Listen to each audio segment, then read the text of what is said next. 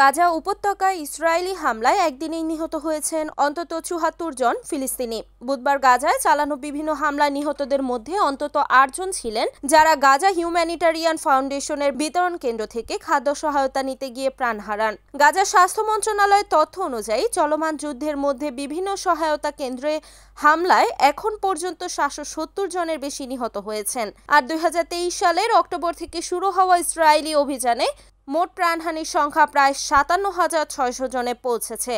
আল জাজিরার প্রতিবেদনে বলা হয়, মানুষ এখন খাদ্যের জন্য লাইনে দাঁড়িয়ে গুলিতে মারা যাচ্ছে।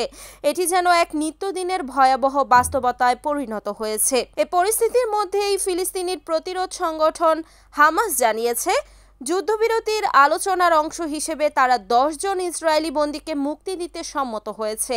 তবে হামাসের দাবি, যুদ্ধবিরতি আলোচনা এখনও কঠিন পর্যায়ে রয়েছে, কারণ ইসরায়েল একগুঁয়ে মনোভাব দেখাচ্ছে।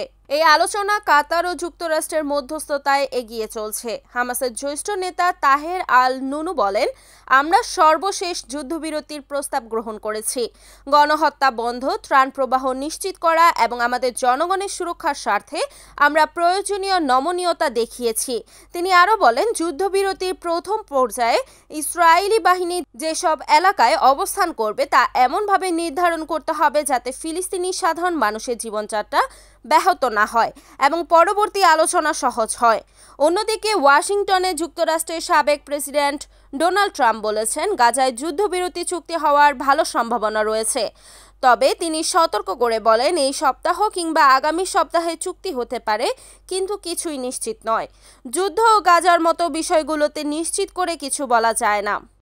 Desk news, Kamruzzaman Kamrul, NAN TV।